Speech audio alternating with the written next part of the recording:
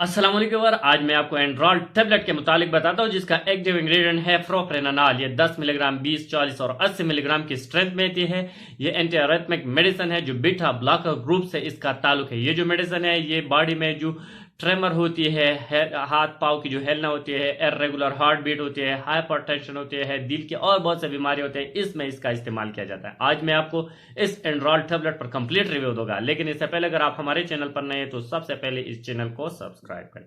अगर इस टेबलेट के यूजेस को देखा जाए तो ये हाइपरटेंशन में इस्तेमाल किया जाता है, जिसे हाई ब्लड प्रेशर को कंट्रोल करने के लिए, जब ब्लड प्रेशर ज्यादा हो तो इसको मेंटेन करने के लिए आप इस मेडिसिन का इस्तेमाल किया जाता है। एंजाइना पेप्टोरस में दिया जाता है। जैसे एंजाइना जो सीने के दर्द हम कहते हैं, चलने के दौरान या सीढ़ी पर चढ़ने के दौरान आपकी जो सांस फूल जाती है, पसीना आप पर आती है, सीने में जो दर्द होती है, इसमें इस मेडिसिन का इस्तेमाल किया जाता है। माइकार्डियल इन्फार्क्शन जिसे हमें एमआई कहा जाता है, जैसे दिल की जो मसल है वो कमजोर हो जाती है, हार्ट अटैक होने की चांस होती है या आपको हार्ट अटैक हुई है, तो इसको मेंटेन करने के लिए इस हालातों में भी ऑफ इस मेडिसिन का इस्तेमाल किया जाता है। फोबिया में दिया जाता है जिसे हमें डर कहती है, जिसे इंसान को बहुत ज्यादा डर लगते हैं, जैसा हाइड्रोफोबिया यानी वाटर से डर लगते हैं, सोशल फोबिया यानी सोशल जो इंटरेक्शन होती है अपनी फ्रेंड के साथ, कोलीग के साथ, उठने बैठने के दौरान आपको शर्म महसूस हो रही है, डर लगती है, या कोई बात करने से आपके जो दिल है इसकी धड़कन बहुत तेज हो जाती है, या आपको स्पीच कर देती है, कोई बात कर देती है, बात करने के दौरान आपकी जो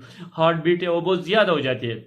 इस हालात में भी आप इस मेडिसिन का इस्तेमाल किया। एंजाइटी में दिया जाता है, जैसे घबराहट आपको लगती है, खौफ और डर लगती है, आपकी आप पर पसीना आती है, तो इस हालात में एंजाइटी और टेंशन को, एंजाइटी में भी आप इस मेडिसिन का इस्तेमाल किया जाता है। अगर आप पर पसीना बहुत ज्यादा आ जाती है या आपको प्यास बहुत ज्यादा लगती है तो इन हालात में इस मेडिसिन का इस्तेमाल किया जाता है। ट्रेमर में दिया जाता है, जैसा कि हाथ पाँव हिलती है या आपकी जो बॉडी है और ज्यादा हिलती है, हार्ट बीट बहुत ज्यादा हो जाती है, इन हालात को मेंटेन करने के लिए आप भी इस मेडिसिन का इस्तेमाल किया जा सकता है।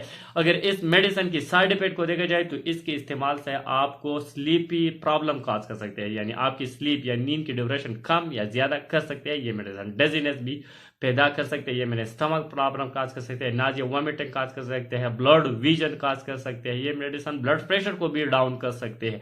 अगर इस मेडिसिन के प्रिकॉशन को देखा जाए, कॉन्ट्रा इंडिकेशन को देखा जाए, तो ये बात नोट करना होगा कि ये मेडिसिन आस्थमा के पेशेंट को नहीं देना चाहिए, जिसकी जो आस्थमा है, हमें दमा कहते हैं, इनको नहीं देना चाहिए। हाइपर थायराइडिज्म, जिसकी थायराइड ग्लैंड इंक्रीज हुई है, थायराइड पेशेंट को इस मेडिसिन का इस्तेमाल नहीं करना है। लेवर पेशेंट को नहीं देना चाहिए ये मेडिसिन। जो लोग इस ग्रुप से हाइपर सेंसिटिव हो इसको भी नहीं देना चाहिए। प्रेगनेंसी और लैक्टेशन में भी इस मेडिसिन का इस्तेमाल नहीं करना चाहिए। लो ब्लड प्रेशर में भी इस मेडिसिन का इस्तेमाल नहीं करना चाहिए। लेकिन जो भी मेडिसिन आप इस्तेमाल कर रहे हैं, इस्तेमाल से पहले अपने डॉक्टर से अपनी जो क्रॉनिक डिजीज है उसको बताना है कि हमें इस किस्म बीमारियों में मुब्तला हो। अगर इसकी डोज को देखा जाए तो इसका डोज दिन में एक ही दफा आप इस्तेमाल करना होगा, लेकिन अगर जरूरत ज्यादा हो तो डॉक्टर आपको बीड़ी यानी दिन में 2 दफा भी दे सकती है, या टीडीएस दिन में 3 दफा भी दे सकते हैं। लेकिन डॉक्टर आपकी नोयत को देखकर आपको डोज को तयन करेगा, डोज को रिकमेंड करेगा कि हर बीमारी के लिए इसका डोज अलग अलग हो सकती है,